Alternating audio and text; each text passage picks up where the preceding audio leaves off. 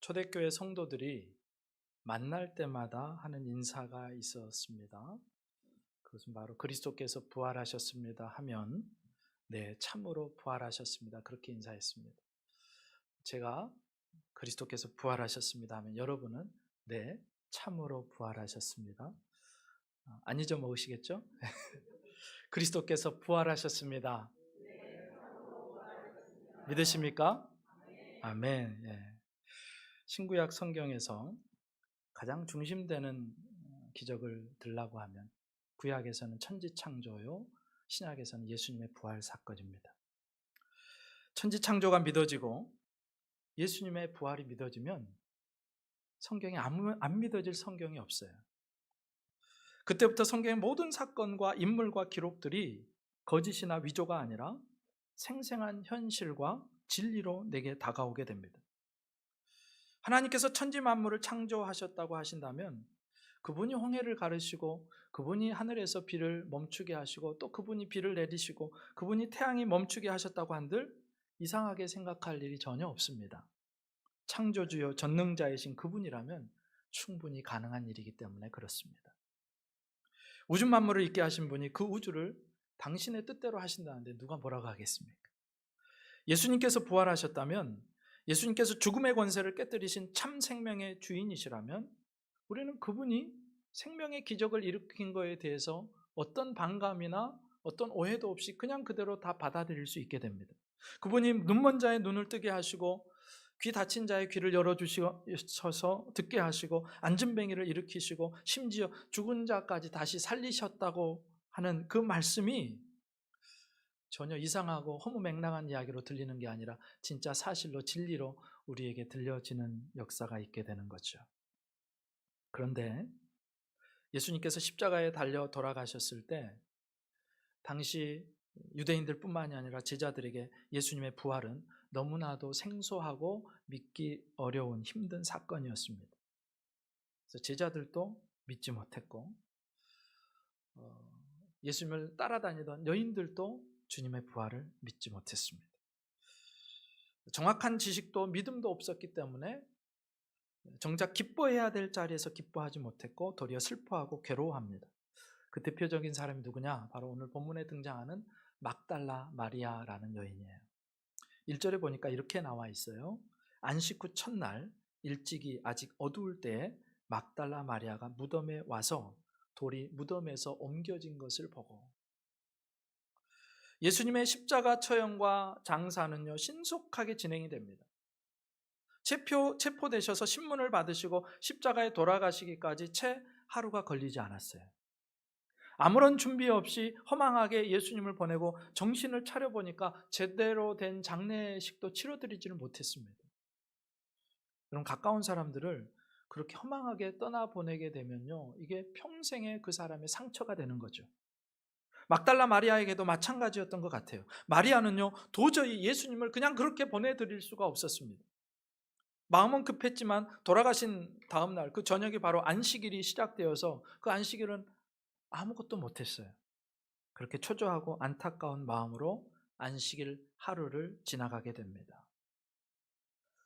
어쩌면 안식 후 첫날이 시작된 그 밤에 마리아는 한숨도 자지 못했을 수도 있어요.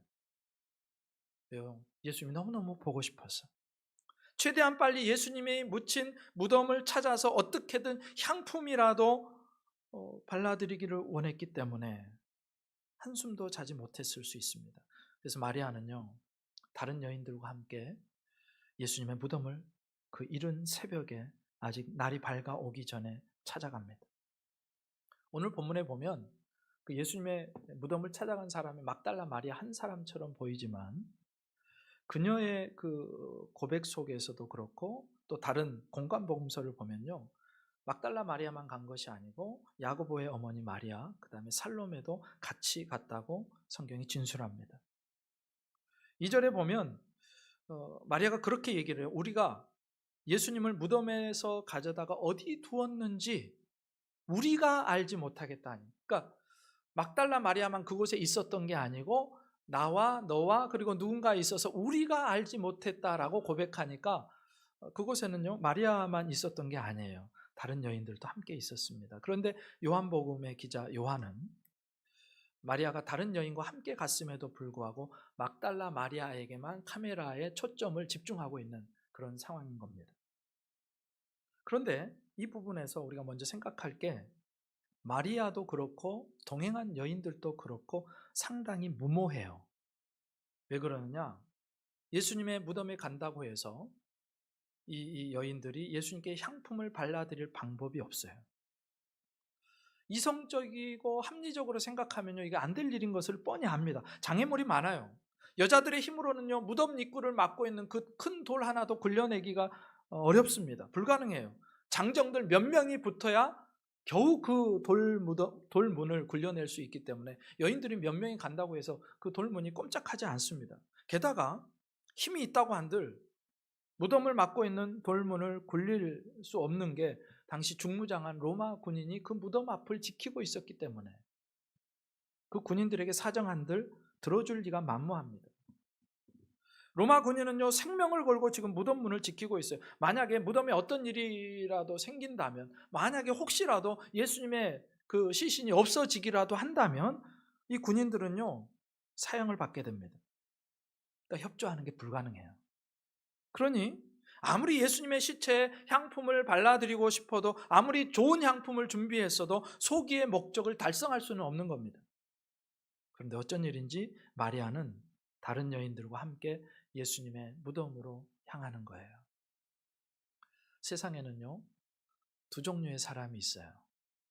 어차피 그거 해도 안 돼. 돌문은 우리가 굴릴 수 없어. 못 열어. 거기 군인들이 지키고 있는데 어떻게 그 무덤에 들어가? 그러니까 안 돼. 가도 안 되는 거야. 그러면서 아예 안 가는 사람이 있어요. 아예 시도조차 해보지 않는 사람이 있습니다. 그런데 또 다른 부류는 어떠냐? 가도 안 되는 걸 알아요. 딱히 방법이 없는 것도 알아요. 그럼에도 그곳에 가는 겁니다. 무모하게 가는 거예요. 내게 지금 능력도 없어요. 그럴 힘도 없어요. 계획도 없어요. 일단 가는 거예요. 그리고 가서 하나하나 문제를 해결하는 사람이 있어요. 오늘 마리아와 여인들은요, 후자입니다. 그러면 왜 마리아는, 그리고 그 여인들은 아무도 일어나지 않는 그 꼭두 새벽에, 새벽 미명에 아직 날이 밝아오기 전인데 그 무모한 일이었는데도 불구하고 간다고 해서 이 일이 해결될 것도 아니고 간다고 해서 예수님의 시신에 향품을 발라드릴 수 있는 것도 아닌데 왜 무모하게 무덤으로 향했느냐는 것입니다. 왜 그랬을까? 그것은 바로 이 여인들이, 막달라 마리아가 너무너무 예수님을 사랑했기 때문이에요. 예수님에 대한 사랑 때문에 무모하지만 가는 겁니다. 예수님에 대한 사랑 때문에 가서 내가 어떤 일을 할 수 있을지 모르지만, 아무것도 못할지도 모르지만 그래도 가는 겁니다. 주님을 사랑하기 때문에. 여러분, 사랑하기 때문에 움직이는 거고요. 사랑하기 때문에 잠을 못 이루는 거고요. 사랑하기 때문에 애가 끓는 겁니다. 사랑하기 때문에 방법이 없는 것을 알지만 예수님의 무덤으로 가는 거예요. 여러분, 사랑하지 않으면요, 우리는 핑곗거리를 찾습니다. 그런데 사랑하면 길을 찾아요. 길을 나서게 됩니다. 사랑하면요, 때로는 무모해지기도 하는 거예요. 여러분, 이성과 합리가 너무너무 중요하죠. 그런데 이성과 합리가 못하는 일을 사랑이 하는 겁니다. 만약에 이성적으로, 합리적으로 따져보고 지금 간다고 해서 돌문을 누가 굴려줄 것도 아니고 거기다가 군인들이 지키고 있으니까 우리가 어떻게 무덤에 들어가? 이성적으로, 합리적으로 생각하면 가면 안 되는 거예요. 그런데 그 합리를 넘어서 사랑으로 가게 되니까 마리아가 예수님의 무덤을 찾고 거기에서 예수님의 부활하신 예수님을 첫 번째로 만나는 증인이 되고 제자들에게 그 사실을 알려주는 놀라운 증인의 역할을 감당하게 되더라는 것입니다. 이성과 합리가 못하는 일을 사랑은 한다는 거예요.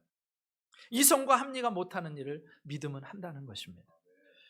그래서 막달라 마리아는요, 무덤으로 향해요. 그런데 이게 웬일입니까? 무덤을 막고 있던 돌문이 옮겨져 있어요. 무덤을 지켜야 되는 군인들이 보이지가 않아요.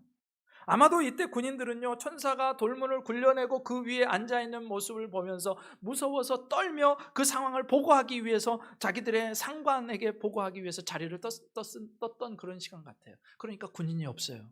돌문도 굴러가 있어요. 무덤 안에 있어야 될 예수님의 시신도 없어요. 깜짝 놀랍니다. 그래서 제자들에게 달려가죠. 우리 2절 말씀, 성경을 보고 2절 말씀 함께 읽습니다. 시작. 시몬 베드로와 예수께서 사랑하시던 그 다른 제자에게 달려가서 말하되 사람들이 주님을 무덤에서 가져다가 어디 두었는지 우리가 알지 못하겠다 하니 아멘. 어쩌면 마리아가 제자들을 향해 달려가는 것이 너무너무 당연하죠. 제자들도 그렇지만 당시 마리아도요, 예수님이 부활하셨을 것이라고는 꿈에도 상상하지 못합니다. 예수님은요, 지금 부활하셔서 그 무덤에 계시지 않는 상황인데 부활을 알지 못하는 마리아의 입장에서는요, 누군가 자기보다 먼저 와서 예수님의 시신을 벌써 가져간 것이라고 밖에는 추정할 수가 없어요. 그러니까 예수님을 사랑하는 마리아는요, 마음이 급해지기 시작해요. 그래서 그냥 걸어갈 수가 없어요. 누군가 예수님의 시신을 가져갔으니까 빨리 그 시신을 찾아야 되는데 그럼 나 혼자 힘으로 안 되니까 제자들에게 가서, 남자 제자들에게 가서 빨리 그들을 동원해서 이곳저곳 흩어져서 찾아보자고 하려고 뛰어가는 겁니다. 빨리 뛰어가요. 그리고 마리아로부터 베드로와 요한이 이 소식을 듣고 무덤을 향해 달려가기 시작합니다. 3절 4절에 이렇게 나옵니다. 베드로와 그 다른 제자가 나가서 무덤으로 갈새 둘이 같이 다름질 하더니 그 다른 제자가 베드로보다 더 빨리 달려가서 먼저 무덤에 이르러, 이렇게 나오죠. 베드로와 요한이요, 무덤을 향해 달려가요. 그런데 사실 이 달리기에서 누가 빠른가, 그게 뭐가 그렇게 중요하겠습니까? 요한이 빠른지 베드로가 빠른지 그게 중요한가요? 중요하지 않아요. 그냥 예수님을 향해서 달려갔다는 게 중요해요. 그런데 왜 요한복음의 기자 요한은 자신이 베드로보다 더 빨리 달려가서 무덤 문에 도착했다고 이렇게 쓰고 있을까? 이 부분을 통해서요, 두 사람이 다른 것을 보여줍니다. 아마도 요한이 더 젊었고요, 나이가 적었고요, 베드로보다 더 나이가 적어서 빨리 달려갈 수 있었던 것 같아요. 요한은요, 베드로보다 훨씬 몸도 가볍고 민첩했습니다. 그래서 베드로보다 요한이 달리기를 해서 주님의 무덤에 가는데 무덤에 먼저 도착해요. 그럼 먼저 도착하면 먼저 들어가면 되잖아요. 근데 요한이요, 들어가기를 주저해요. 베드로를 기다리는 것 같아요. 여러 가지 이유가 있을 것 같아요. 요한은요, 아주 침착하고 관찰력이 풍부한 사람입니다. 조심성이 있는 사람이에요. 굉장히 냉철하고 분석적인 사람이에요. 그래서 빈 무덤에 그냥 왔다고 함부로 그냥 뛰어 들어가지 않습니다. 근데 베드로는 좀 다르죠. 베드로는요, 저돌적입니다. 직진이에요, 직진. 앞뒤 가리지 않고 일단 직진. 못 먹어도 직진이에요. 성격이 급합니다. 전후 좌우 살피지 않고요, 그냥 들어가는 사람, 이게 베드로예요. 그러니까 베드로는 대단히 감정적이면서 다혈질적이고 행동력이 아주 뛰어납니다. 근데 앞뒤 둘러보질 않죠. 이렇게 서로 다른 두 사람이 서로 다른 모습을 보여주는 거예요. 근데 흥미로운 것은요, 하나님이 이 두 사람을 짝지어 주셔서 사도행전에 가면 이 두 사람이 계속 같이 사역을 해나갑니다. 하나님은요, 성격과 스타일이 다른 두 사람이 짝을 이루어 함께 걷게 하시고 거기에 시너지가 일어나게 하세요. 그래서 우리는요, 나와 다른 사람을 보면 좀 불편할 수 있는데 다른 사람을 틀렸다고 하면 안 되는 거예요. 이 사람은 좀 느릴 수도 있고요, 저 사람은 좀 빠를 수도 있고요, 이 사람은 좀 느긋할 수도 있고요, 저 사람은 안 느긋하고 막 그럴 수가 있어요. 근데 이제 빠른 사람이 보면 이제 답답해 죽는 거죠. 느린 사람은 왜 이렇게 빨리 가? 근데 다른 거지 잘못된 게 아닙니다. 하나님이요, 두 사람을 함께 사용하시는 거예요. 베드로가 없으면요, 일의 진척이 늦어요. 움직이려고 하질 않기 때문에. 근데 요한이 없으면요, 중요한 사실과 풍성한 의미를 놓쳐버리고 그 일들을 지나갈 수가 있게 됩니다. 베드로가 없었다면요, 요한은 계속해서 빈 무덤에 들어가기를 주저하면서 그대로 있었을 수도 있어요. 요한의 성격상. 그러나 상대적으로 요한은 베드로보다 차분하고 분석적이고 관찰력이 풍부한 사람이었기 때문에 나중에 세월이 흘러서 당시의 사랑을 이렇게 상황을 기록하여서 요한복음이라는 책으로 남기는 사람이 된 겁니다. 그러니까 둘이 다른 거예요. 어쨌든 이 서로 다른 두 사람이 다 필요한데 당시 빈 무덤의 상황을 요한이 이렇게 묘사하는데 5절, 6절, 7절에 그 빈 무덤에 대한 묘사가 이렇게 나와 있어요. 구부려 세마포 놓인 것을 보았으나 들어가지는 아니하였더니 시몬 베드로는 따라와서 무덤에 들어가 보니 세마포가 놓였고 또 머리를 쌌던 수건은 세마포와 함께 놓이지 않고 딴 곳에 쌌던 대로 놓여 있더라. 이게 무슨 말이냐? 빈 무덤에 들어가서 관찰했더니 그 예수님의 시신을 쌌던 세마포가 있잖아요. 세마포가 그대로 놓여 있습니다. 그 다음에 당시의 풍습에 따르면요, 시신을 안치할 때 시신의 입이 벌어지지 않도록 수건으로 이렇게 이제 입을 다물게 하고 이렇게 수건으로 어, 어, 그 감아서 돌려놨대요. 그러니까 입이 벌어지지 않도록 나선형으로 돌돌 감아두었다고 합니다. 그러니까 예수님을 감쌌던 세마포는 그 자리에 그대로 있고요. 예수님의 얼굴을 이렇게 감쌌던 수건도 그 자리에 돌돌 말려진 상태로 그대로 있었다. 여러분 한번 상상해 보세요. 예수님이 이제 부활하신 예수님이 자기를 감싸고 있던 세마포와 그리고 자기를 감싸고 있던 그 수건을 아무런 방해 없이 그대로 통과해서 나오시고, 그리고 거기에 세마포와 그 둘러쌌던 수건이 그대로 있었다는 겁니다. 이 장면을 어떻게 표현하냐? 존 스토트라는 목사님이 이미 돌아가셨기는 했지만 이분이 이런 표현을 했어요. 그들이 본 것은 나비가 벗어버리고 나온 번데기와 같았다. 그러니까 그 세마포의 형태는 그대로 있어요. 거기에 이제 풀이 먹여져 있었고 그렇게 되어 있었기 때문에 세마포는 아마 이대로 둥그렇게 말려 있었을 거고, 예수님이 쌌던 수건도 벗겨지지 않고 그대로 그 상태 그대로 예수님이 빠져나오셨기 때문에. 이해가 되시죠? 네, 고개 한번 끄덕이세요. 이해가 됐습니다. 예수님만 빠져나오시고 세마포와 수건은 그대로 있는 상황을 본 거예요. 마치 나중에 제자들이 모였을 때 주님이요, 문도 안 여시고 벽을 통과해서 들어오시잖아요. 예수님, 부활하신 예수님 그 제자들을 만나실 때 그것처럼 자기를 둘러싼 세마포와 수건을 그대로 통과하셔서 나오신 거예요. 그러니까 그게 그대로 놓여 있습니다. 이렇게 남겨진 세마포와 수건은요, 예수님의 부활에 몇 가지 결정적인 증거가 있는데 그 증거 중에 하나가 됩니다. 사실 당시에 누군가가 예수님의 무덤을 도굴했다면 이건 절대로 남겨두지 않을 거예요. 왜냐하면 세마포는 굉장히 값비싼 천이거든요. 그걸 남겨두고 떠나갈 리가 없어요. 게다가 지금 도굴한다면 얼마나 급해요, 마음이. 여러분, 도굴범이 마음이 급할까요? 느긋할까요? 급하죠, 급하죠. 안 걸려야 돼요. 지금 혹시 이제 밖에서 군인들이 보초를 서다가 한참 잠에 골아 떨어져 있을 시간이라도 될 수 있으면 빨리 뭔가를 가지고 나와야 됩니다.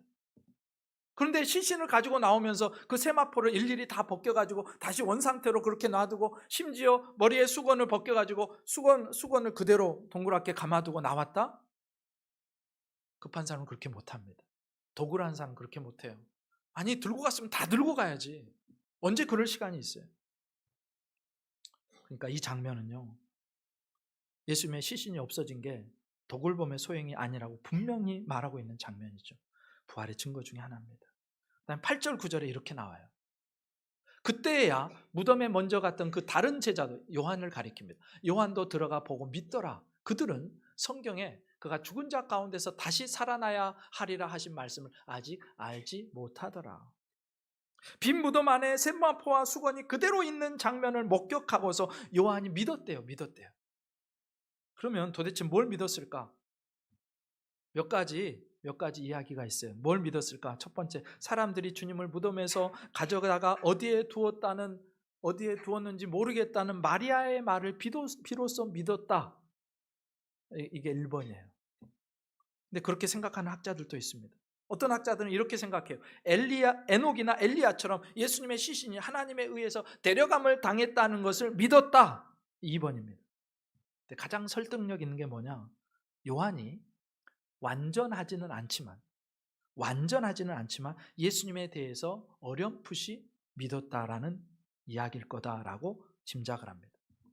물론 요한의 믿음이요, 충분하고 완전한 믿음이 아니에요. 9절에 보니까 예수님의 부활에 대한 말씀을 아직 알지 못했다라고 이야기를 합니다. 그러니까 요한이요, 베드로도 마찬가지고 제자들이요, 벌써 예수님께로부터 내가 십자가에 죽을 거야, 그리고 다시 살아날 거야, 몇 번의 세 차례에 걸쳐서 주님이 계속 강조하시고 말씀하셨는데도 불구하고 구약의 부활에 대한 말씀도 몰랐고 예수님의 부활의 참 모습과 그것이 구속사에서 가지는 의미도 제대로 몰랐어요. 그래서 부활을 꿈에도 못 꿨습니다. 성경이 말하는 구속 역사 안에서 충분하고 완전한 믿음에 이르지 못했어요. 그럼에도 불구하고 빈 무덤이 보여주는 상황, 그 세마포와 수건이 보여주는 상황은 도굴일 수 없었습니다. 누군가 시신을 빼돌린 흔적이 전혀 없는 거예요. 관찰력이 뛰어났던 요한은요, 그걸 알았고, 그러니 요한은 그때 이미 지금까지 전혀 생각하지 않았었는데 예수님께서 십자가 지러 오시기 전에 벌써 3번씩이나 우리에게 강조하시고 또 강조하시고 강조하셨던 죽으시고 부활하실 것이라는 이야기를 떠올리고 어렴풋하게 주님이 부활하셨을 수도 있겠다는 것을 믿기 시작한 겁니다. 근데 또 우리를 당황스럽게 하는 게 10절이에요. 10절에 이렇게 나와요.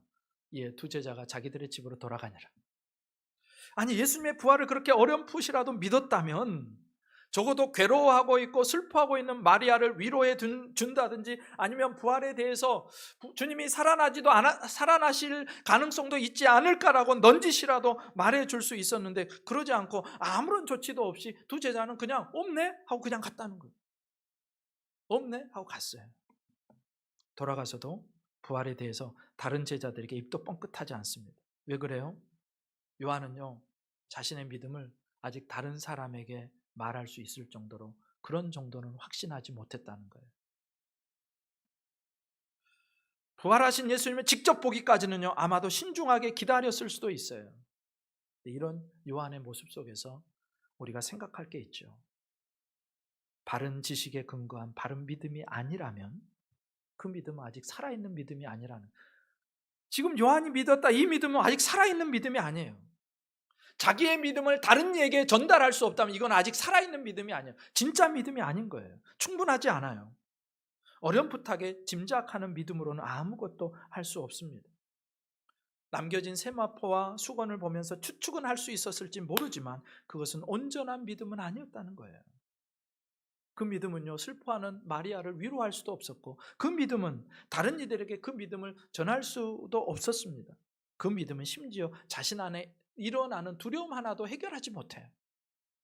그렇게 돌아가지고 베드로와 요한 다른 제자들이요, 두려워서 벌벌벌벌 떨고 있는 거예요. 그런 의미에서 이 당시 요한의 믿음은요, 능력 있는 믿음, 살아 역사하는 믿음은 아니었습니다. 진짜 믿음은 뭐예요? 진짜 믿음은요, 두려움을 이기게 만들어줘요. 진짜 믿음은요, 슬픈 자를 위로할 수 있는 힘을 줍니다. 진짜 믿음은요, 믿는 바 그 부활의 복음을 전하게 하는 거예요. 여러분, 우리의 믿음을 한번 점검해 보십시오. 혹시 나도 아직도 내 믿음이 어렴풋한 믿음, 말씀에 기초하지 않은 애매한 믿음, 아마도 그랬을 거야, 목사님이 그러니까 그런 거 아니야? 그 정도의 연약한 믿음인지 아니면 담대하며 위로하고 증거하는 믿음인지를 점검할 수 있기를 주님의 이름으로 부탁드립니다. 내 믿음이 진짜 믿음인가?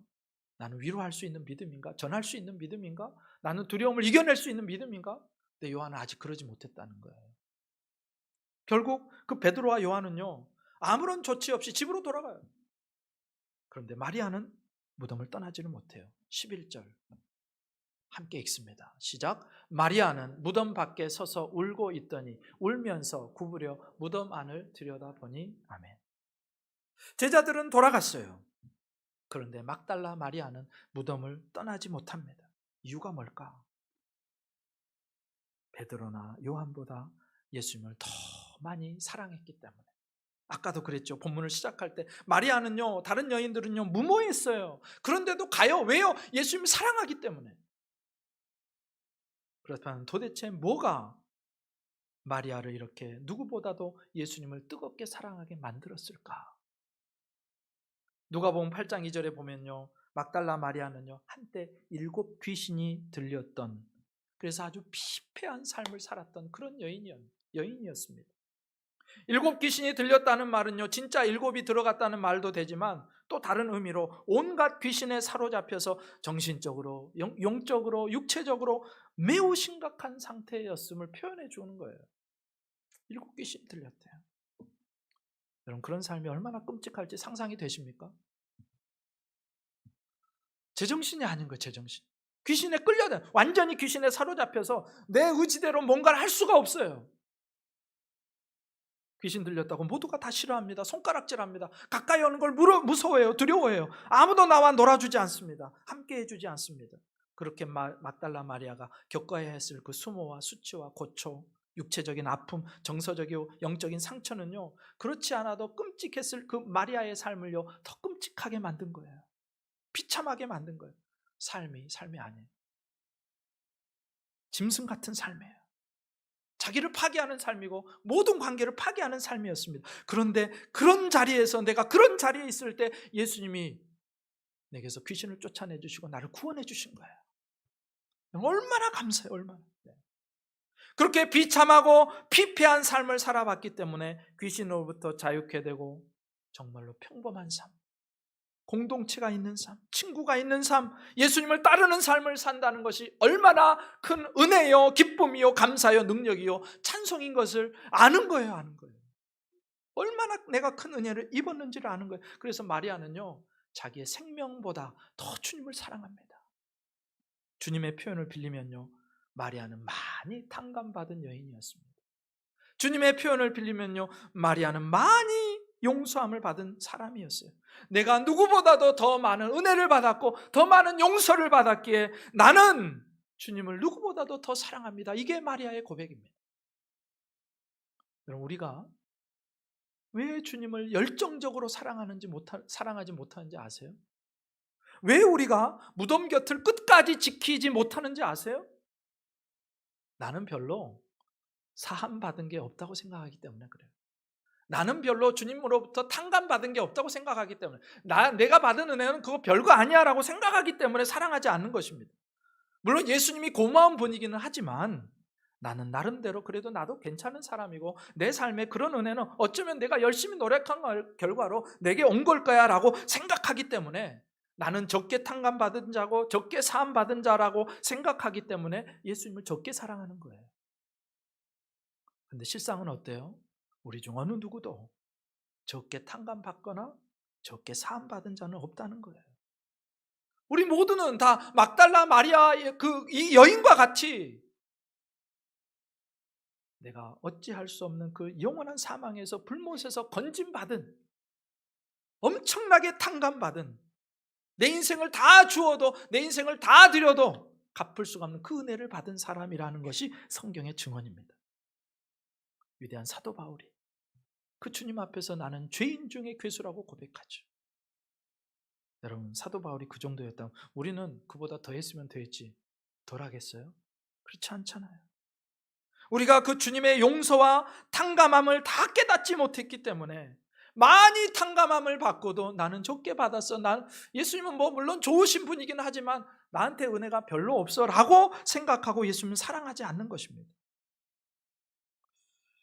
오늘 주님이 깨닫게 해주셔서 내가 막달라 마리아처럼 많이 탕감받은 여인이요 많은 은혜를 받았다는 사실을 깨달아지고, 그래서 마리아처럼 주님을 뜨겁게 사랑할 수 있기를 주님의 이름으로 축복합니다. 네, 그래야 돼요. 여러분, 궁금하지 않으세요? 왜 예수님은 수많은 사람들 중에서, 아니 그 공생의 3년을 내내 가르치셨던 지금 이제 그 가룟 유다는 빠졌으니까 그 11제자에게 먼저 보여주지, 자기의 부활하신 몸을 보여주지 않고 왜 그 귀신 들렸던, 사람들이 몹시도 싫어하고 멀리했던 그 막달라 마리아에게 자신을 먼저 보여주셨다는 거예요. 어떻게 막달라 마리아는요, 그 비천한 신분에서도 부활하신 예수님을 처음 만나고 부활의 첫 증인이 될 수 있었느냐는 것입니다. 어떻게 이렇게 영광스러운 자리에 있었느냐는 거예요. 그 대답은 바로 그 시대에 어느 누구도 막달라 마리아처럼 예수님을 사랑한 사람이 없었다는 거예요. 예수님을 가장 사랑했고 예수님을 가장 사모했기 때문에 예수님 바로 그 여인을 먼저 만나주신 줄 믿습니다. 여러분, 저와 여러분이 주님께 받은 은혜가 깨달아지고 더욱더 주님을 사랑할 수 있기를 축복합니다. 더욱 섬길수록 더 귀한 주님, 그 주님이 깨달아져야 돼요. 여러분, 그렇게 주님을 사랑한 마리아가요, 제자들이 돌아갔음에도 돌아가지 않고 무덤 밖에서 울다가 문득 무덤 안을 본 거죠. 그리고 아무도 없으리라 생각했던 바로 그 빈 무덤에서 흰옷 입은 두 천사를 발견합니다. 12절 13절 이렇게 나와요. 흰옷 입은 두 천사가 예수의 시체 뉘었던 곳에 하나는 머리편에 하나는 발편에 앉았더라. 천사들이 이르되 여자여 어찌하여 우느냐. 이르되 사람들이 내 주님을 옮겨다가 어디 두었는지 내가 알지 못함이니이다. 여러분, 사실 이 장면은요, 깜짝 놀라서 뒤로 나자빠져야 되는 상황이에요. 처음에 왔을 때, 마리아와 여인들이 왔을 때, 처음에 왔을 때 빈 무덤이었잖아요. 베드로와 요한이 다녀갈 때도 빈 무덤이었잖아요. 그리고 마리아가 이곳을 떠난 적이 없잖아요. 그런데 갑자기 그 안에 무덤 속에 두 사람이 나타난 거예요. 천사가 나타난 거예요. 에그머니라 해야 되는 상황인데, 평상시 같으면요 마리아가 걸음아 나 살려라 도망갔을 수도 있어요. 근데 어쩐 일인지 마리아는요 그 천사들 앞에서 서서 자연스럽게 질문을 받고 대답을 해요. 자연스럽잖아요. 이게 뭐냐? 이게 사랑의 힘이에요. 사랑의 힘. 마음이 지금 주님으로 가득 차 있는 거예요. 잃어버린 주님의 시신에 대한 염려와 걱정과 근심 때문에 천사가 눈앞에 나타나도요 무섭지도 않고요 떨리지도 않는 거예요. 오직 마리아의 관심은 예수님께 가 있습니다. 다른 것이 그래서 두렵지 않아요. 다른 거에 흥미를 느끼지도 않아요. 오직 예수님 생각만 하고 있고 예수님만 바라보고 있는 거예요. 사랑하면 두려움을 이기는 거예요. 사랑은요 내 마음을 온통 다 빼앗겨 버리는 것입니다. 저와 여러분의 일생을 살 때 오늘 마리아가 가지고 있던 이 모습, 주님을 너무너무 사랑한 나머지, 주님께 너무너무 집중한 나머지 어떤 것도 두렵지 않는 그런 삶, 뜨거운 사랑의 삶을 다 며칠이라도 살아내야 되지 않겠습니까? 바람이 있다면 평생을 그렇게 살고 싶은데 우리가 평생 그렇게 못할지라도 내가 마리아처럼 단 며칠이라도 주님 뜨겁게 사랑하다가 주님 앞에 섰으면 좋겠다, 이런 결심이 있는 우리 모든 성도님들 되시기를 주님의 이름으로 축복합니다. 근데 사실 이 두 천사는요 우리가 엄청난 신학적인 통찰을 줍니다. 사실 이 빈 무덤은 빈 것 같잖아요. 근데 하나님의 은혜로 가득 찬 무덤이에요. 어떻게 그걸 알 수 있느냐? 이 무덤은 마치 구약 성막의 지성소 같은 느낌을 줍니다. 지성소를 들어가면요 뭐가 있냐? 언약궤가 있어요. 그 언약궤를 덮는 뚜껑을 시은자 혹은 속죄소라고 그럽니다. 그리고 그 뚜껑의 표면에 두 천사가 날개를 펴고, 두 천사가 이쪽에 양 가장자리에서 날개를 펴고 그 속죄소 시은자를 덮고 있어요. 그리고 하나님은 그 당시에 그곳에서 계시의 말씀을 주셨고 그곳에서 속죄하십니다. 그러니까 성전의 기능은 뭐냐면요 주님의 계시 사건이 일어나고 주님의 속죄 사건이 일어나, 이게 성전의 기능이에요. 그런데 요한복음에서는요 이미 예수님께서 자신을 성전이라고 표현하셨어요. 요한복음 2장부터 벌써 나옵니다. 예수님은 자기의 성전된 자기 육체를 가리켜 말씀하신 것이라. 예수님이요 당신을 가리켜 성전이라고 하신 이유는 예수님께서 하나님의 말씀 곧 참된 계시이며 예수님 자체가 계시 사건입니다. 그리고 인류의 모든 죄를 용서하시는 속죄양이셨기 때문에, 자기를 통해서 속죄의 제사를 완성하셨기 때문에 자기를 성전이라고 하신 거예요. 그래서 이 빈 무덤은요 빈 무덤이 아니라 구약의 성전을 대체하는 참 성전이 다시 세워지는 장소가 되는 겁니다.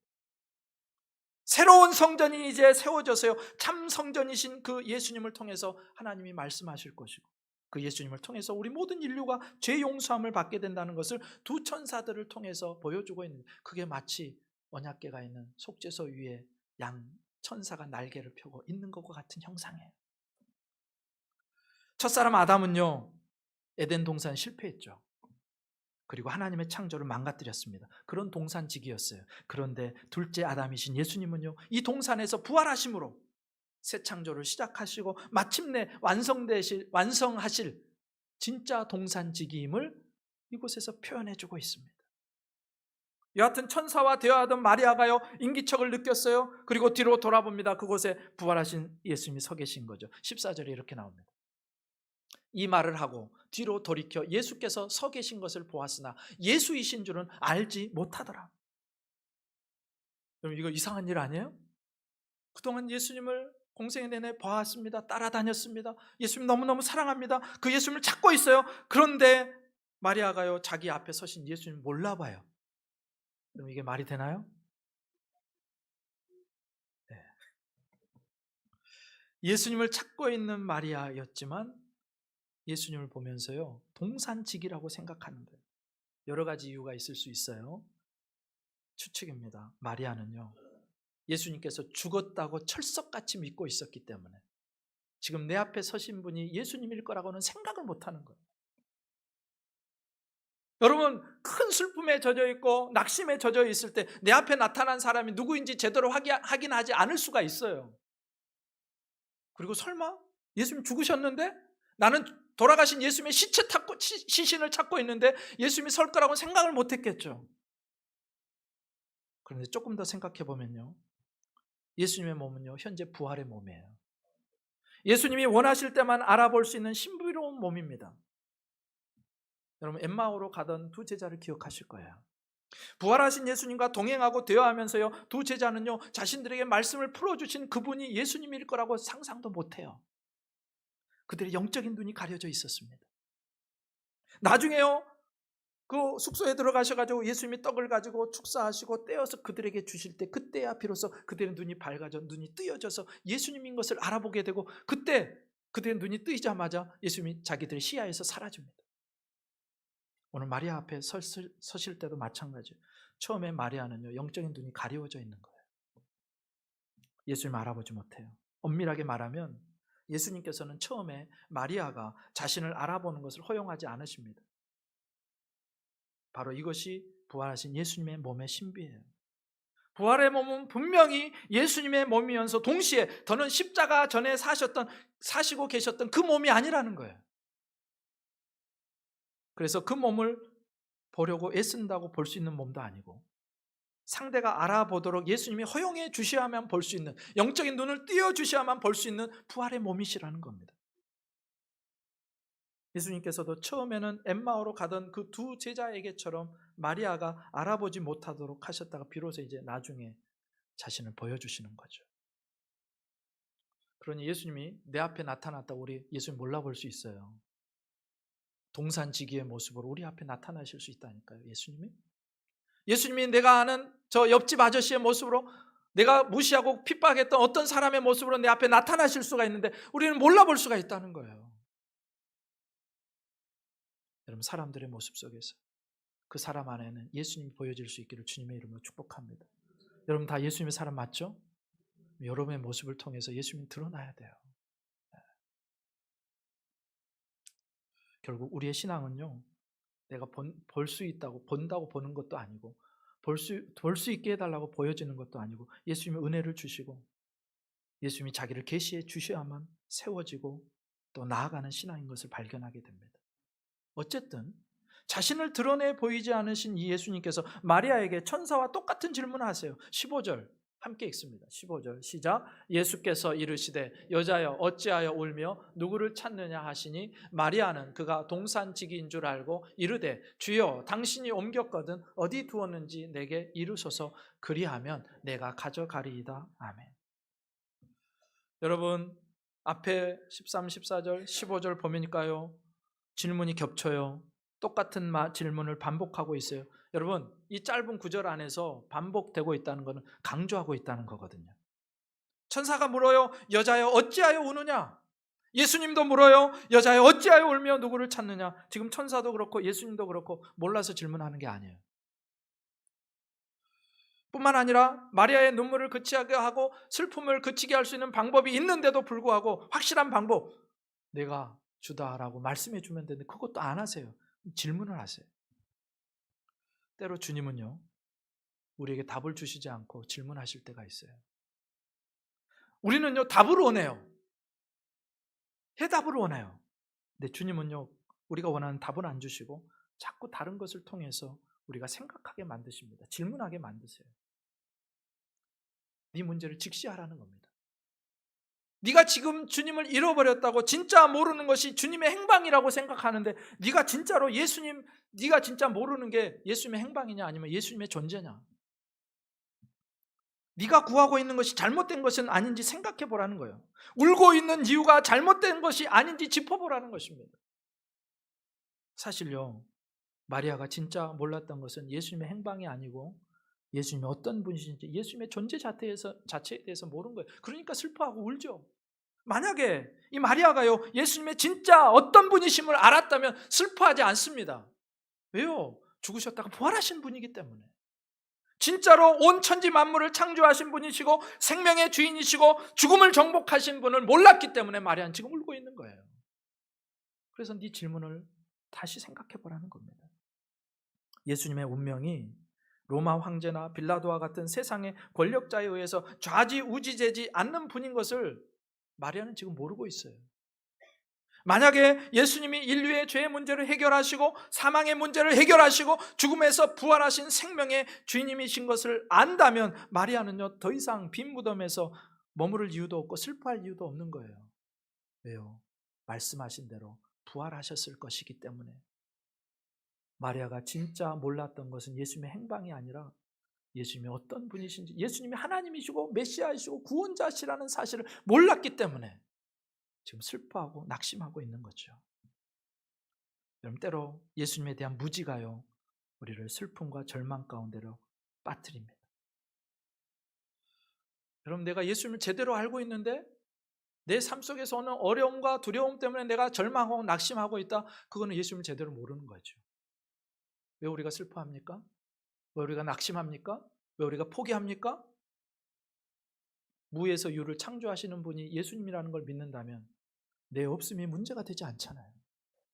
죽은 자도 살리시는 예수님이시라면, 그 생명의 주인이시라면 내가 죽어가는 것도 문제가 안 되잖아요. 죽어도 살겠고 주님이 고치실 수도 있다면 내 병이 문제가 안 되는 거예요. 그래서 자꾸 내가 슬퍼하고 절망 가운데 있다면 내가 예수님에 대해서 잘못 생각하고 있다는 것입니다. 예수님을 진짜 모르고 있다는 것을 반증하는 거예요. 여러분, 혹시 오늘 또 내게 일어나는 일 때문에, 주변의 상황 때문에, 나를 숨쉬기 힘들게 만드는 문제 때문에 슬퍼하고 절망하는 분들이 혹시 계십니까?